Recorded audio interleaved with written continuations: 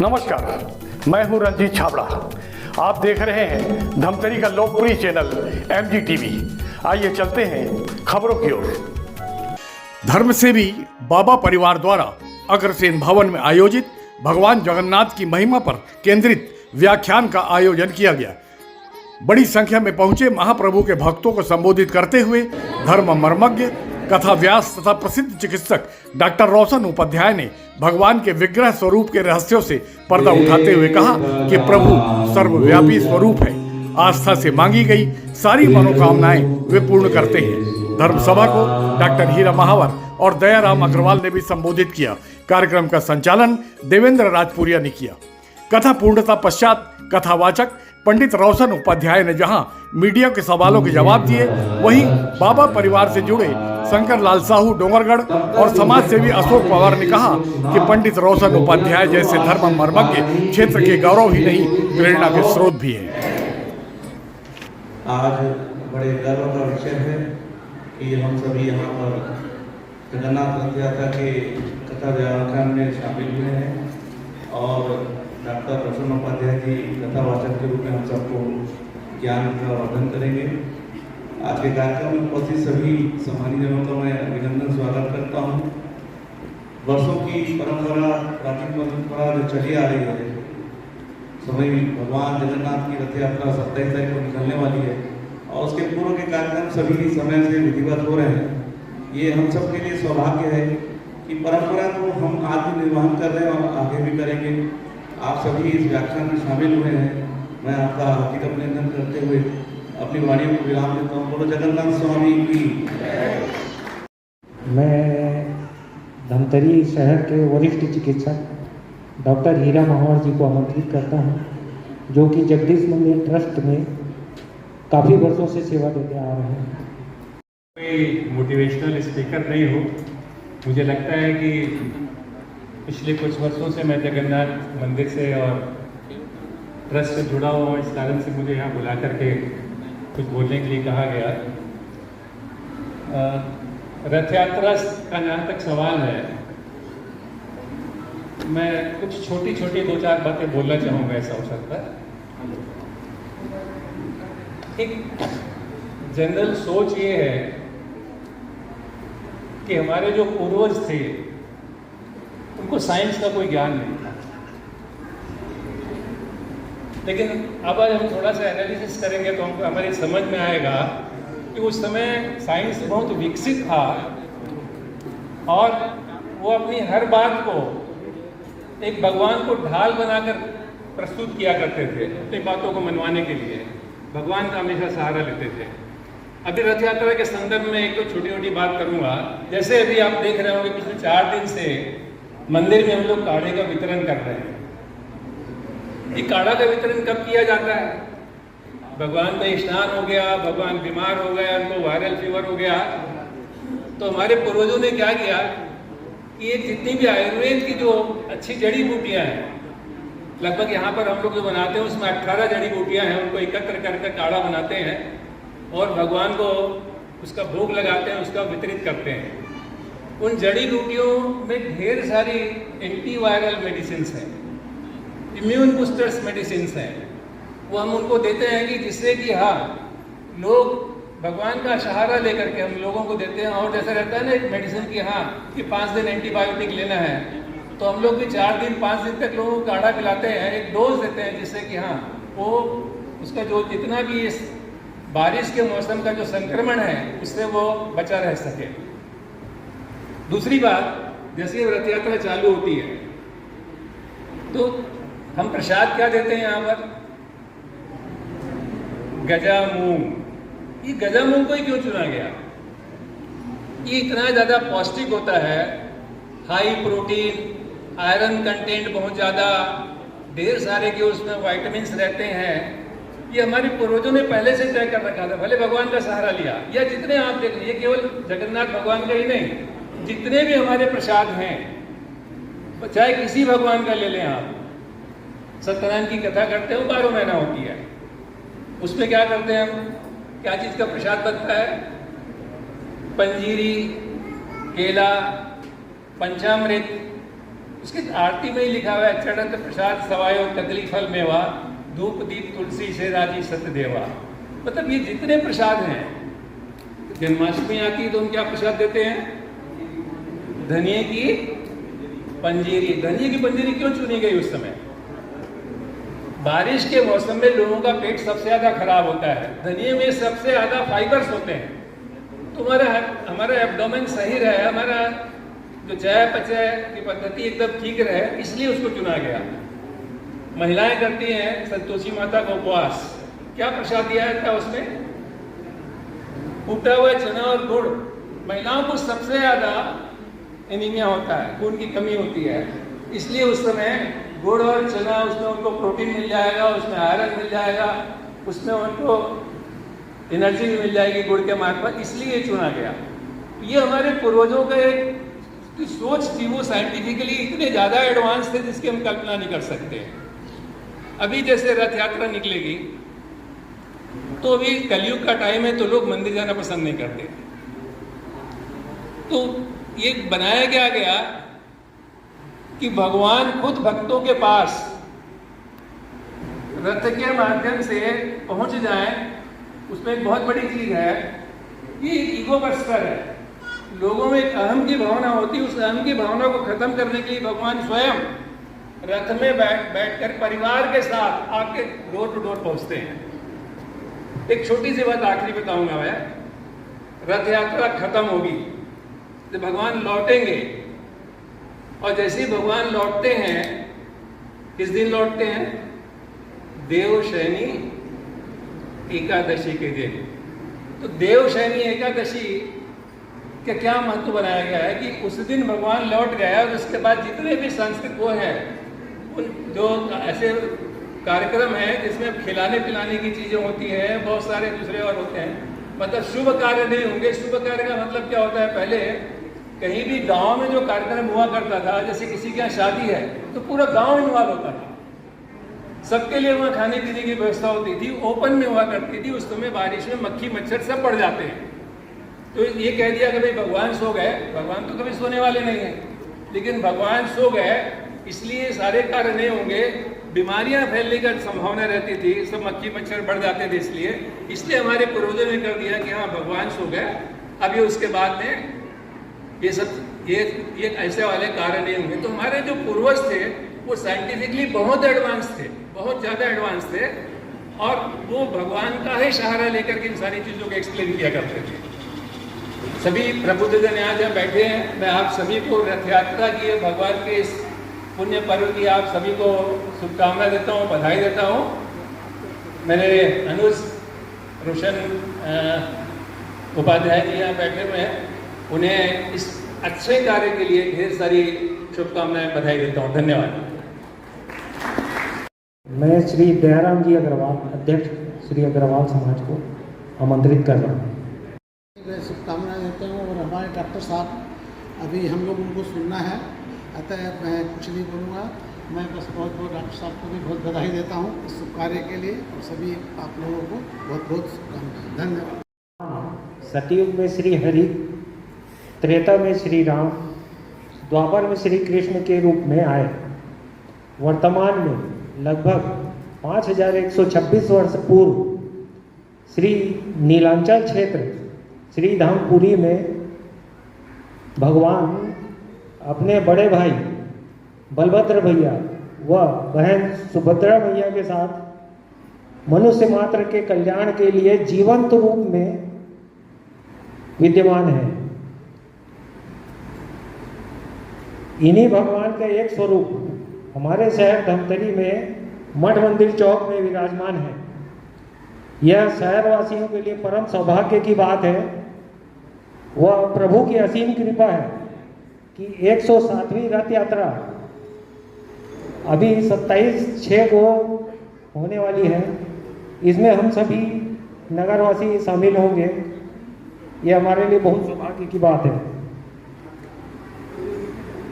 हमारे मन में भगवान के स्वरूप की कल्पना ऐसी रहती है कि भगवान जो है सौम्य मुस्कुराता हुआ चेहरा, वह चतुर्भुज रूप शंख चक्र गदा पद्म धारण किए हुए होगा, ऐसी हमारे मन में धारणा रहती थी, मेरे मन। मगर जब मैं कुछ वर्ष पूर्व जगन्नाथ जी के मंदिर जाता था जगन्नाथ भगवान का दर्शन करने के लिए, तो देखता था भगवान का स्वरूप जो है वो लकड़ी के विग्रह में गोल गोल बड़ी बड़ी आंखें, हाथ और पैर भी नहीं है। तो मेरे मन में वो स्वरूप देख के प्रश्न उठता था कि भगवान का स्वरूप ऐसा क्यों है। समय बीतता गया, समय का पहिया आगे चलता गया। लगभग 4 वर्ष पूर्व हम कुछ लोग बाबा जी के परिवार में शामिल हुए। वह आदरणीय डॉक्टर साहब से भगवान जी की कथाओं का श्रवण किए। कथाओं का श्रवण करने से धीरे धीरे हमारे सभी प्रश्नों को उत्तर मिलने लगा। वह भाव और बढ़ा, भाव और बढ़ने से हमें धाम यात्रा की लालसा हुई। आदरणीय डॉक्टर साहब की प्रेरणा से ही श्री धाम पुरी की यात्रा विगत 4 वर्षों में 5 या 6 बार हम लोगों ने की। ये सौभाग्य प्राप्त हुआ है हमें। और यात्रा के दौरान बहुत से कुछ ऐसे विलक्षण अनुभव हुए हैं। वह भगवान के बारे में और काफ़ी कुछ जानने को मिला।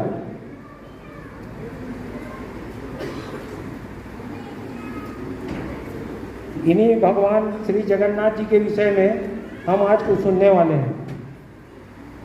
हरि कथा जो है वो अनंत है, मगर इसके कुछ अंश हम आज सुनने वाले हैं आदरणीय डॉक्टर साहब के मुखारविंद से।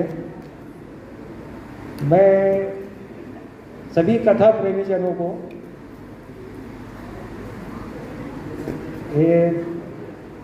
तथा इस मंच को आदरणीय डॉक्टर साहब को सौंपता हूँ। के वर्तमान में 5126 वर्ष बीत चुके हैं। ऐसे घोर कलयुग के इस आषाढ़ मास की कृष्ण पक्ष की जो चतुर्दशी की तिथि पड़ रही है और दिन मंगलवार है, इसमें इस जगन्नाथ जी की कथा यात्रा में व्याख्यान में शामिल होने के लिए और आप सब सुधी जनों के हृदय में दीनानाथ जगन्नाथ को मैं हृदय से प्रणाम करता हूँ, क्योंकि हरि व्यापक सर्वत्र समाना। अभी आप लोग जिस भाव से बैठे हैं वह साक्षात जगन्नाथ जी का भाव दिखाई पड़ रहा है। तो आप सबके हृदय में विद्यमान जगन्नाथ जी को मेरा प्रणाम है।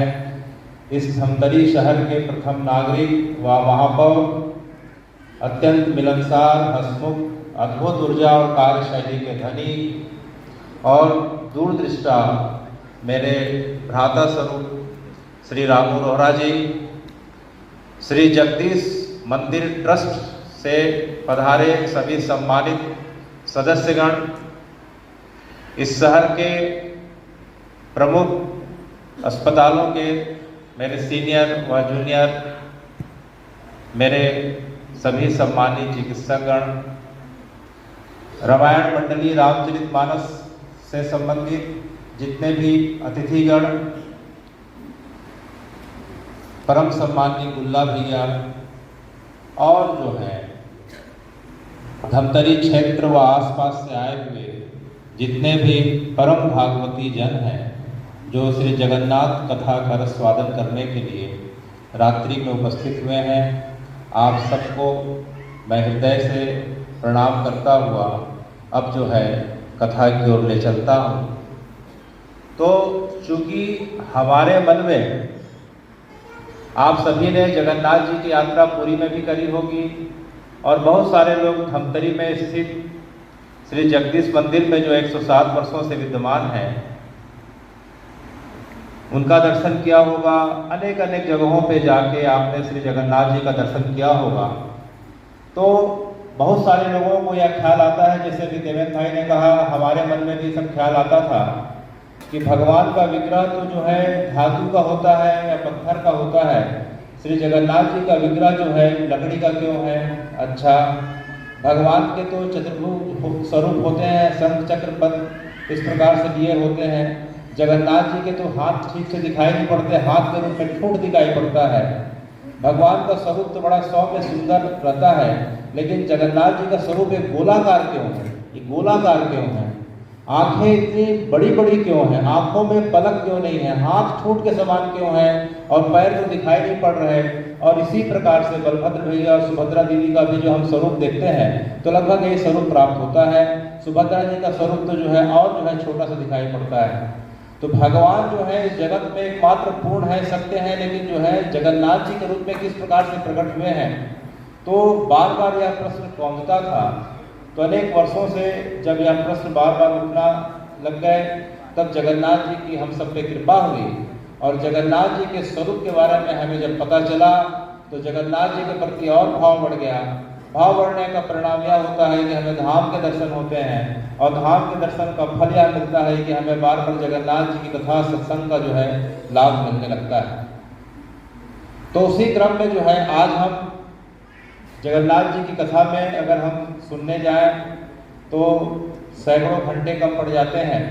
तो उस क्रम में आज जो है हम अत्यंत प्रारंभिक रूप में सुनने जा रहे हैं कि जगन्नाथ जी का यह गोल स्वरूप क्यों है, इनके अंग अपूर्ण हमें क्यों दिखाई पड़ रहे हैं, जगन्नाथ जी का प्रागट्य कब हुआ, किस तिथि को हुआ, फिर जगन्नाथ जी फिर जो है स्नान साल में एक वर्ष एक ही दिन क्यों करते हैं, स्नान के पश्चात जगन्नाथ जी बीमार क्यों पड़ जाते हैं, बीमार पड़ने के बाद फिर जो है जगन्नाथ जी रथ में घूमने के लिए बाहर क्यों आते हैं, रथ किन किन मार्गों से जाता है, फिर रथ जो है जाने के बाद जो है जिस जगह पे जाता है उन्हें मौसी का घर या गुंडीचा कहा जाता है, वहाँ जाके जगन्नाथ जी 8 दिनों तक क्या करते हैं, वहाँ की क्या लीला होती है और जगन्नाथ जी वापस फिर आते हैं अपने मंदिर में।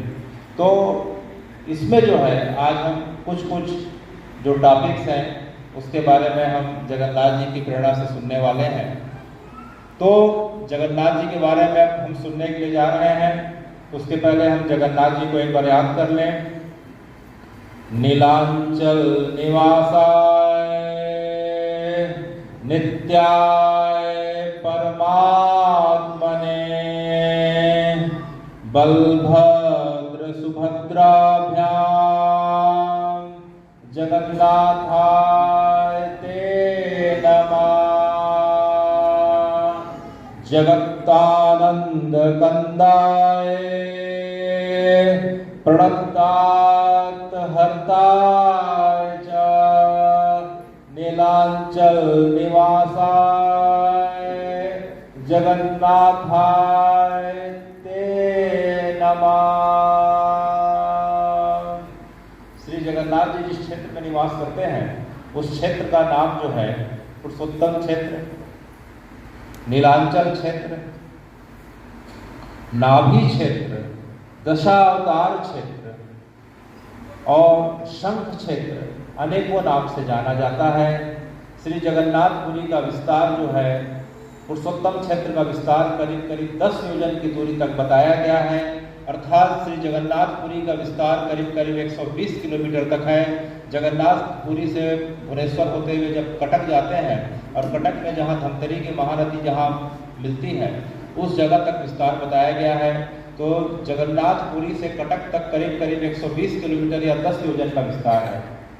तो वर्तमान में भगवान जो है जिस प्रकार से हम सुनते हैं कि सतयुग में जो है बद्रीनाथ के रूप में विराजमान है, त्रेता में रामनाथ रामेश्वरम में विराजमान है, द्वापर में द्वारकाधीश के रूप में विराजमान है, उसी प्रकार से भगवान की जो ऊर्जा है इस कली काल में श्री जगन्नाथपुरी में तो विराजमान है ही, क्योंकि भगवान सर्वव्यापक हैं, सर्वशक्तिमान और अंतर्यामी है। तो उसी श्री जगन्नाथ जी की वह ऊर्जा जो है धर्म की नगरी धमतरी हमारे क्षेत्र में शहर के बीचों बीच भी विद्यमान है। तो हे जगन्नाथ जी, आपके स्वरूप का वर्णन ऐसा क्यों है कि आप गोलाकार क्यों हैं, आपकी पलकें क्यों नहीं हैं, आपकी हाथ जो है ठूंठ के समान क्यों दिखाई पड़ती है, पैर तो दिखाई नहीं पड़ते। तो इसके बारे में जब प्रश्न उठता है तो इसमें जो है श्री जगन्नाथ नारद संवाद का वर्णन आता है, अनेकों अनेक पुराणों में वर्णन है। मुख्यतः जो है स्कंद पुराण में इसका वर्णन आता है। स्कंद पुराण में पुरुषोत्तम क्षेत्र की महिमा के बारे में हम जाकर अध्ययन करते हैं या सुनते हैं, तो उसमें जो है जगन्नाथ जी के स्वरूप का वर्णन आता है। तो उसका जो है इस प्रकार से कथा आती है कि एक बार भगवान की कलिकाल के पहले जो है द्वापर युग पड़ता है, तो भगवान जो है अपनी ब्रज लीला मथुरा लीला को पूरी करने के पश्चात 25 वर्ष की अवस्था जब उनकी पूरी होती है, तो भगवान जो है द्वारका में द्वारकाधीश के रूप में जाकर द्वारका लीला करने लग जाते हैं और भगवान वहाँ 100 वर्षों तक द्वारका लीला करते हैं। तो भगवान द्वारका में अपने 16,108 रानियों के साथ, इसमें 8 मुख्य रानी हैं, बाकी 16,101 जो है पटरानियां हैं, सबके साथ भगवान जो है वहाँ विराजमान हैं। तो भगवान की रानियों ने एक बार देखा, रुक्मणी जी ने देखा, जामवंती ने देखा, सत्यभामा ने देखा, भद्रा लक्ष्मणा ने देखा, कालिंदी ने देखा कि जो है भगवान जब मध्य रात्रि बीतती है और सब जो है गहरे नींद में चले जाते हैं, तो अचानक रुक्मणी जी ने इस चीज का अनुभव किया कि भगवान की लंबी लंबी सांसें चल रही हैं। अच्छा, भगवान के नेत्रों से अविरल आंसुओं की धारा बह रही है। तो रुक्मणी जी से रहा नहीं गया, उन्हें लगा कि जो है भगवान की कुछ तबीयत तो ठीक नहीं है, कहीं उन्हें पानी की प्यास तो लग नहीं रही। तो पानी का जग लेके, लोटा लेके पास में जाती हैं, लेकिन जाने के बाद देखती हैं कि भगवान के श्रीमुख से कुछ आवाज निकल रही है। तो रुक्मणी जी धीरे से भगवान के पास सिरहाने के पास जाके बैठ जाती हैं और कान लगा के उस आवाज को सुनने लग जाती हैं।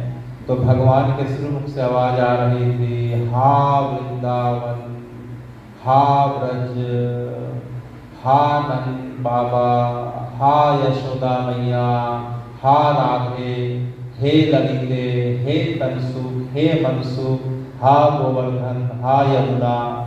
तो उन्हें पहली रात्रि को समझ में नहीं आया कि क्या हो रहा है। तो उन्होंने सत्यभामा को बताया। सत्यभामा रात को जगी हुई थी, जाके देखती है कि भगवान आज फिर से इस प्रकार से बड़े विचलित अवस्था पे हैं। अचानक भगवान नींद की अवस्था पे, अर्धचेतन अवस्था में अपने जो है बिस्तर से उठ जाते हैं, उठ के जो है महल के छत के ऊपर चले जाते हैं और छत में जाने के पश्चात मुंडेर पे खड़े होके उत्तर की तरफ मुंह करके, ब्रज की तरफ मुंह करके बार बार जो है हा राधा, हा ललिता, हा विशाखा, हा ब्रज, हा यमुना, इस प्रकार से जो है अपने ब्रज को, ब्रज के सखाओं को, अपने गोपियों को याद करके लगातार हो रहे थे। तीसरे दिन कालिंदी ने देखा, फिर मथुरा ने देखा, लक्ष्मणा ने देखा कि भगवान की बड़ी रात की विचित्र अवस्था हो जाती है और कुछ देर के पश्चात भगवान पुनः सामान्य हो जाते हैं। क्योंकि सब पत्नियां हैं, पत्नी की मर्यादा होती है कब कहाँ क्या बात करनी चाहिए, तो उन्होंने श्री भगवान से जो है इस प्रश्न का उत्तर पूछने का प्रयास नहीं किया। लेकिन जो है जब रोज रोज यह घटना होने लगी तो वे जो है महल में जो है देवकी मैया के पास जाती हैं। द्वारिका में भगवान अपने माता पिता नंद बाबा यशोदा को तो जो है वृंदावन में छोड़ दिए, लेकिन जो है जहाँ जन्म हुआ था, जिनके माध्यम से उनका प्राकट हुआ था, देवकी और वासुदेव के साथ जो है द्वारकापुरी में विराजमान रहते हैं। तो सब रानियों ने जाके जो है देवकी मैया से पूछा, तो देवकी मैया ने कहा कि जो है अरे रुक्मणी, अरे सत्यभामा, भगवान को अर्थात मेरे कृष्ण को अपने निष्काम प्रेमियों की याद आती है। उन्हें याद करके इस प्रकार से रात भर विचलित अवस्था पे तड़पते रहते हैं। तो माता जी सबने कहा कि भगवान के निष्काम प्रेमी कौन है, उनकी पहचान क्या है। तब बताया उन्होंने देवकी मैया ने कि जिन्होंने केवल भगवान के सुख के लिए अपने जीवन को अर्पित कर दिया है, जो भगवान के सुख के अलावा जो अपने लिए कुछ नहीं चाहते हो, जिनका जीवन का प्रत्येक क्षण जो है केवल कृष्ण कृष्ण बोलते हुए बीतता हो, हंसते उठते बैठते सोते जागते समय केवल कृष्ण नाम के अलावा और कृष्ण की कथा के अलावा जीवन का कोई लक्ष्य ना हो, ऐसे लोग जो है भगवान के निष्काम प्रेमी कहे जाते हैं और ऐसे लोग जो है ब्रजमंडल में विराजमान है। अच्छा, तो वे जो है इस प्रकार के हैं मैया, तो कृपया करके हमें उनके बारे में बताइए। तब देवकी ने कहा कि बता तो दूंगी रुक्मणी, लेकिन बताते बताते उनकी बाल लीला के बाद जब किशोर लीला का वर्णन आएगा तो उनका गोपियों के साथ रास महारास का वर्णन करना पड़ेगा। तो मैं चूंकि उनकी माँ हूँ तो मुझमें गोपियों का करुण क्रंदन या आर्त भाव जो है भगवान के कानों में द्वारिका का महल से जो है द्वारकाधीश का मंदिर जहां वर्तमान में विराजमान है करीब करीब 30 किलोमीटर पड़ता है। तो भगवान के कानों में जैसी आवाज पड़ी, भगवान को लगा कि जो है मेरे ब्रजवासी मुझे याद कर रहे हैं। वे अपने जो है सभा के बीच जैसे ही कानों में गुंजन सुनाई पड़ा तो देखते देखते उनके हाथ पैर अकड़ने लग गए, आंख से अश्रुओं की धारा बहने लग गई, आंखें बड़ी बड़ी होने लग गई, शरीर कंपायमान हो गया, गला गूंजने लग गया। भगवान के साथ बलराम जी की भी एक दशा होने लग गई। तो भगवान के सारथी दारुक ने देखा, क्योंकि भगवान रथ में लाने ले जाने का काम दारुक क्या करता था, तो दारुक ने देखा कि जरूर भगवान को ब्रजवासियों के बारे में कुछ न कुछ सुनाई पड़ रहा है, उनके अंदर इस प्रकार से अष्ट सात्विक विकार उत्पन्न हो रहे हैं, यह रहने से भगवान की अवस्था बिगड़ सकती है। तो कृष्ण और बलराम जी को जो है दारुक ने भगवान के रथ में, जैत्र नाम के रथ में बैठा के महल की ओर ले जाने लग गया। तो जैसे ही महल के पास पहुंचे तब तक जो है गोपी गीत जो है आरंभ से इस प्रकार से मध्य में आ गया था। भगवान दौड़ते दौड़ते जैसे ही महल के अंदर जाने के हुए, सुभद्रा जी ने रोक दिया कि भैया आप अंदर नहीं जा सकते, सुभद्रा मुझे अंदर जाने दो, हमें अंदर जाने दो, नहीं भैया नहीं जा सकते, मां जी आ गया है। अरे मां ने कहा क्यों कहा, अंदर में जो है आपके इस प्रकार से जो है रास पंचादही का वर्णन हो रहा है। अच्छा, रास पंचादही का वर्णन हो रहा है, मेरे गोप सखाओं का वर्णन हो रहा होगा, मेरी गोपियों का वर्णन हो रहा होगा। अरे सुभद्रा तुझे पता नहीं, 100 वर्ष से ज्यादा बीत गए, उन्होंने जो है आज तक ठीक से अन्न ग्रहण नहीं किया, आज से ठीक से जो है किसी प्रकार का सुख का आनंद नहीं लिया, केवल रात दिन कृष्ण कृष्ण कहते हुए उन्होंने जो है एक पल को बिताया हुआ है, मुझे उनके पास जाना है। नहीं भैया आप नहीं जा सकते। तो सुभद्रा जी ने मना कर दिया। तब भगवान ने कहा ठीक है सुभद्रा, मैया ने हमें अंदर जाने के लिए मना किया है, लेकिन सुनने के लिए तो मना नहीं किया है।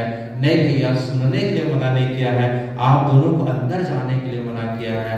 अच्छा, तो कोई बात नहीं, अंदर नहीं जाएंगे, लेकिन हम कथा तो सुन सकते हैं।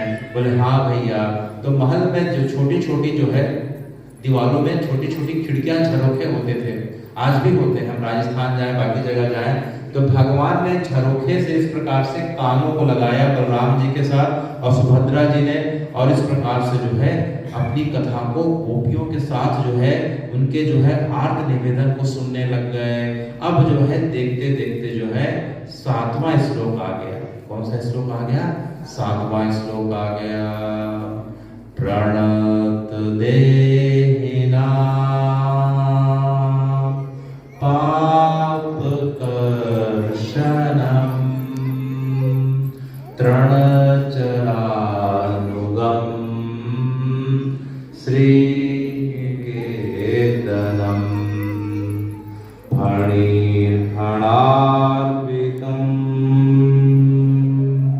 ते पदाम्बुजं कृणुकुचे सुना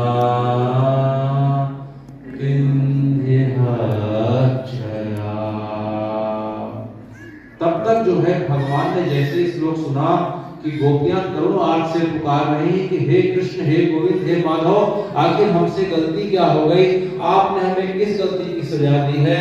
आप जो है हमें छोड़कर इतने दूर चले गए कि हम आपका दर्शन नहीं कर पाए, और आप बोले थे मैं परसों आऊंगा, और आज बीत गए हैं परसों, फिर भी आपके दर्शन नहीं हो रहे हैं। लगता है कि हमारे अंदर जो है कुछ विकारों के कारण जो है आप हमें छोड़ के चले गए।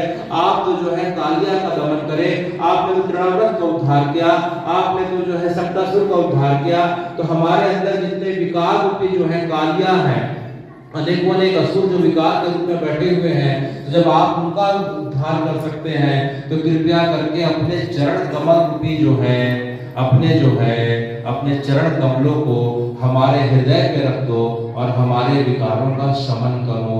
हे कृष्ण, हे गोविंद, अब तो आ जाओ, अब तो एक बार दर्शन दे दो। तुम्हें जो है ब्रज को छोड़े देखो कितने दिन हो गए। तो भगवान ने सुनते सुनते भगवान का शरीर जो है विरह के ताप में गलने लग गया। जिस प्रकार से हम सोने को, लोहे को गलाने जाते हैं तो एक निश्चित तापमान के बाद सोना लोहा गलने लग जाता है, उसी प्रकार से गोपियों के आर्त गरुड़ क्रंदन को सुन के भगवान का शरीर जो है अब जो है विरह की अग्नि में पिघलने लग गया। जो भगवान खड़े हुए बैठ जाते हैं, भगवान अब इस प्रकार से जो है कोहनी के बल बैठ के और अपने दोनों इस प्रकार से हाथों को अपने ठुड्डी और गाल के ऊपर रख के इस प्रकार से सुनने लग गए। और अब इस प्रकार से जो है सुनते सुनते 9वां श्लोक आने लग गया। तो कथामृतम तप्त जीवनम कविभिरीडितम कल्मषापहम श्रवणमंगलम श्रीमदाततम भुवि गृह्णन्ति ते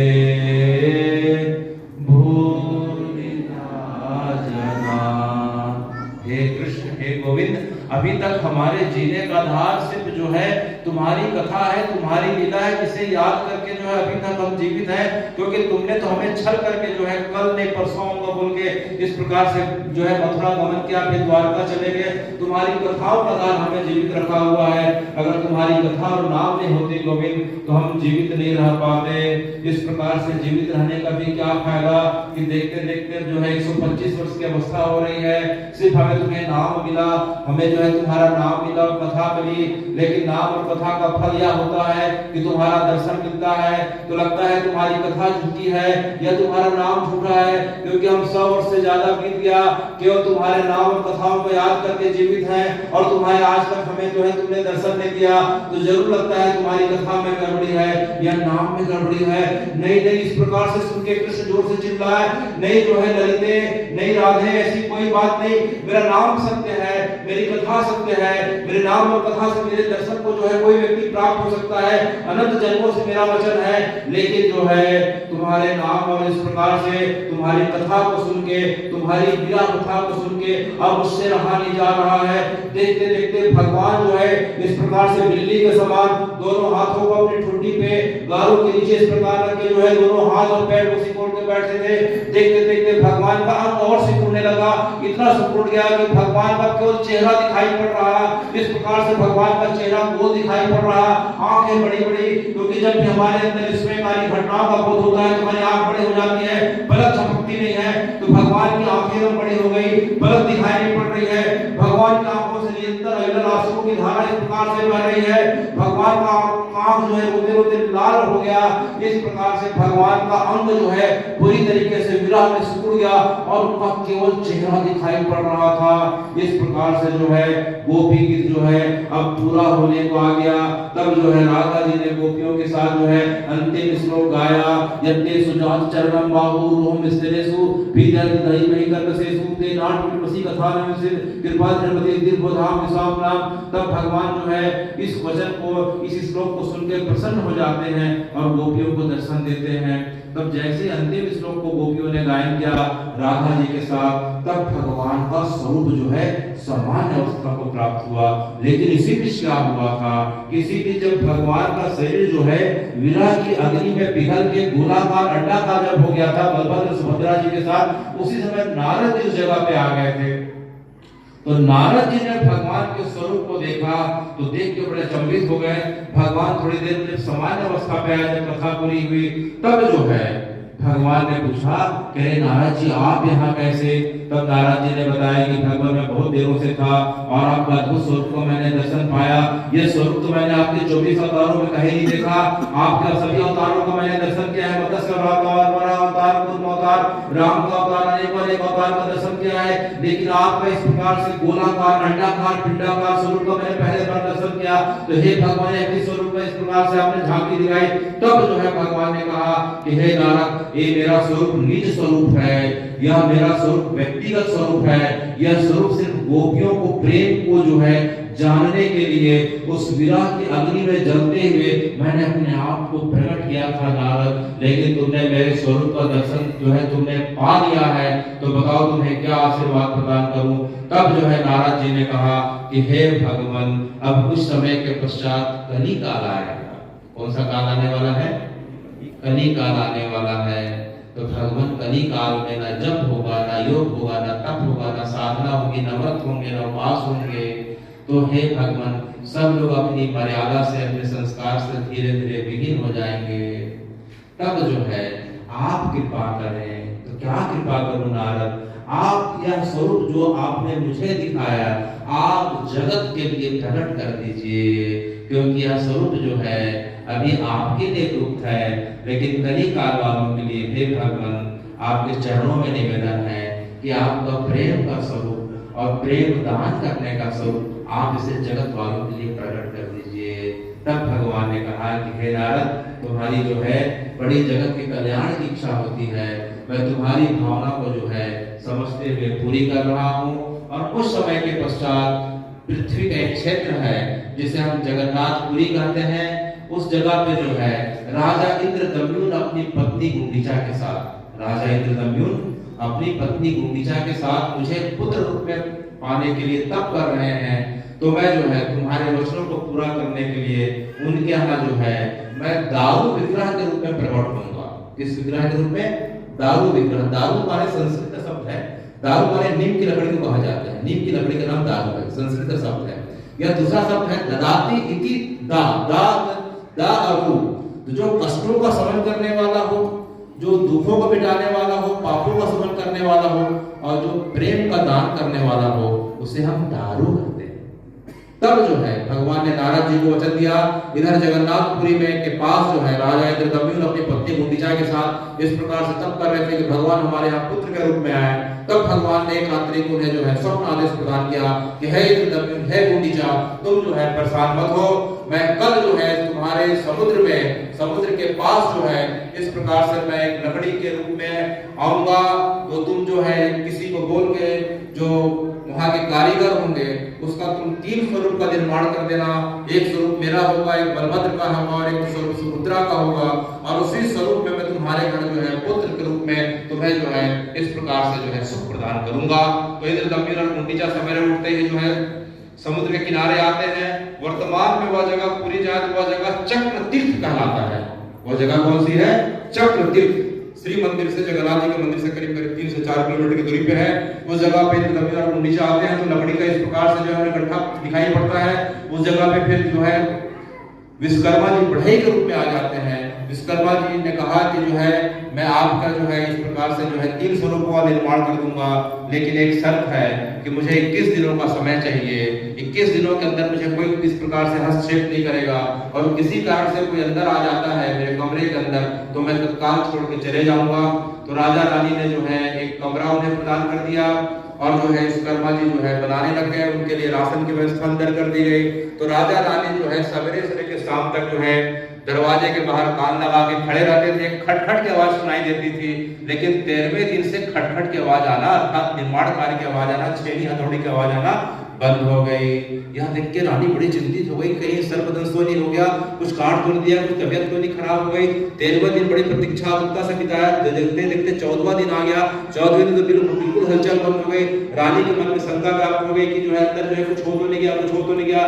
तो रानी ने बलात् जो है दरवाजे को धक्का दिया, दरवाजा खुल जाता है, और वहां मौजूद जो है विद्यमान विश्वकर्मा जी बढ़ई के रूप में थे। अत्यंत जो है क्रोधित होकर उस जगह को छोड़ के चले जाते हैं। तो राजा रानी ने देखा कि एक वेदी पे, जिस प्रकार से वेदी है भगवान विराजे हुए हैं, वेदी के ऊपर जो है 3 प्रकार काष्ठ की मूर्तियां रखी हुई थी। मूर्तियों को देख के उन्हें बड़ा दुख होने लगा कि किस प्रकार की मूर्ति बनाया कि जिसके जो है ठीक से पलके भी नहीं है, गोलाकार है, ना हाथ है ना पैर है, हाथ भी टूट के समान है, पैर दिखाई नहीं पड़ रहे। यह सुन के उन्हें जो है देख के बड़ा रोना